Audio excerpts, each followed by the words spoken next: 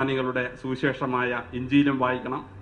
അതുകൂടാതെ പരിശുദ്ധ ഖുർആൻ ദൈവത്തിൻ്റെ മാലാഖ തന്ന അറിയിപ്പായി പരിശുദ്ധ പ്രവാചകൻ രേഖപ്പെടുത്തി നമുക്ക് തന്നതും വായിക്കണം. പരിശുദ്ധ ഖുർആൻ പലതവണ വായിച്ചിട്ടുള്ളൊരു വ്യക്തിയാണ് ഞാൻ. ആ പരിശുദ്ധ ഖുർആൻ വായിക്കുമ്പോൾ, ഉദാഹരണത്തിന് വേദപുസ്തകം വായിക്കുന്ന ഒരു ക്രിസ്ത്യാനിക്ക് ആ വേദപുസ്തകം വായിക്കാൻ വേണ്ടി സഹായകരമായ ചില കാര്യങ്ങൾ പരിശുദ്ധ ഖുർആൻ വായിച്ചെങ്കിലേ മനസ്സിലാവൂ. ഉദാഹരണത്തിന് മോശ എങ്ങനെ വിക്കനായി, മോശ എങ്ങനെ വടി പിടിക്കാൻ കഴിവില്ലാത്തവനായി. വേദപുസ്തകത്തിൽ അതിന് സ്റ്റോറിയില്ല, എക്സ്പ്ലനേഷൻ ഇല്ല. പക്ഷേ പരിശുദ്ധ ഖുർആൻ വായിക്കുമ്പോൾ ഫറവോയുടെ പരീക്ഷണത്തിൽ എങ്ങനെയാണ് തീക്കനലെടുത്ത് മോശ നാക്കെ തൊട്ടതെന്നും നാക്കെങ്ങനെ പൊള്ളി അവൻ വിക്കനായെന്നും അവൻ ആ കനലെടുത്തപ്പോൾ അവൻ്റെ കൈ എങ്ങനെ പൊള്ളിയെന്നും ഉള്ള വിശാലമായ കാര്യങ്ങൾ രേഖപ്പെടുത്തി വെച്ചിരിക്കുകയാണ്. ജോസഫിനെ എന്തിനാണ് ഫറവോ രാജാവ് പിടിച്ച് ജയിലിലിട്ടത്? പോത്തിഫറിന്റെ ഭാര്യയെ കടന്നു പിടിക്കാൻ ശ്രമിച്ചു എന്നുള്ളൊരു കള്ളക്കേസാണ് എന്ന് രേഖപ്പെടുത്തിയിട്ടുണ്ട്. പക്ഷേ പരിശുദ്ധ ഖുർആൻ വായിക്കുമ്പോൾ യഥാർത്ഥ സംഭവം ചുരുളഴിഞ്ഞ് നമ്മുടെ മുമ്പിലേക്ക് വരികയാണ്. എങ്ങനെയാണ് അസീനത്തിനെ അവൻ പ്രേമിച്ചതെന്നും അതിൻ്റെ ഫലമായി എങ്ങനെ അവൻ ജയിലടയ്ക്കപ്പെട്ടുവെന്നും വിശാലമായ കഥ രേഖപ്പെടുത്തിയിരിക്കുകയാണ്. കന്യാസ്ത്രീ മറിയം എങ്ങനെ ഗർഭിണിയായി, പരിശുദ്ധാത്മാവിൽ ഗർഭിണിയായി എന്ന് വേദപുസ്തകത്തിൽ ഞങ്ങൾ വായിക്കണം. പക്ഷേ അതിൻ്റെ ഫിസിക്കൽ പ്രോസസ്സ് എന്തായിരുന്നു വെച്ചാൽ വേദപുസ്തകത്തിൽ രേഖപ്പെടുത്തിയിട്ടില്ല.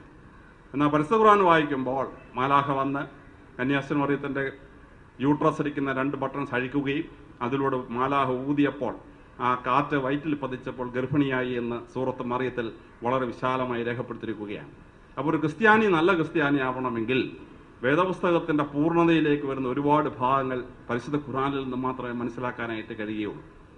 ലോകത്തിലെ സ്വത്ത് നിയമം മാറ്റി എഴുതിയ, എന്തിനു പറയുന്നു, മെഡിക്കൽ നിയമങ്ങൾ പോലും മാറ്റി എഴുതിയ അത്ഭുതകരമായ കാര്യങ്ങൾ പരിശുദ്ധ ഖുർആനിൽ നമുക്ക് മനസ്സിലാക്കാൻ പറ്റുകയാണ്.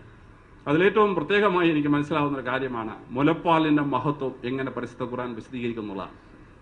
മനുഷ്യൻ്റെ പാലിനകത്ത് മൃഗങ്ങളുടെ പാലില്ലാത്ത 2 അമിനോ ആസിഡ് ദൈവം തന്നിട്ടുണ്ട്.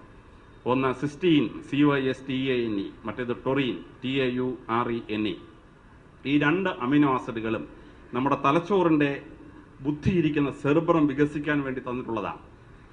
തന്നെയുമല്ല, ഡിസിഷൻ മേക്കിംഗ് ഉള്ള, മാനേജ്മെന്റ് സയൻസ് ചെയ്യുന്ന, ഉത്തരവാദിത്വമുള്ള ഭരണം നടത്തുന്ന ആളുകളുടെ ഫ്രണ്ടൽ ലോബിൽ നിന്നാണ് ഈ ഡിസിഷൻ മേക്കിംഗ് കപ്പാസിറ്റി വരുന്നത്. ഇത് വലുതാവണമെങ്കിൽ ഈ അമിനോ ആസിഡ്സ് ഉള്ള പാല് വയറ്റിൽ ചെന്നെങ്കിലേ പറ്റുള്ളൂ.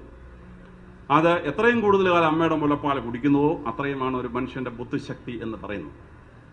പരിശുദ്ധ പ്രവാചകൻ പരിശുദ്ധ ഖുർആനിൽ അതിശ്രദ്ധേയമായി നിയമം എഴുതി വെച്ചിരിക്കുന്നു. ഭർത്താവ് ഭാര്യയെ ഉപേക്ഷിച്ചാൽ പോലും ആ ഭാര്യയ്ക്ക് കുഞ്ഞുങ്ങളെ കസ്റ്റഡിയിൽ വെച്ച് 2 വയസ്സ് വരെ മുലപ്പാൽ കൊടുക്കാൻ അവകാശമുണ്ട്.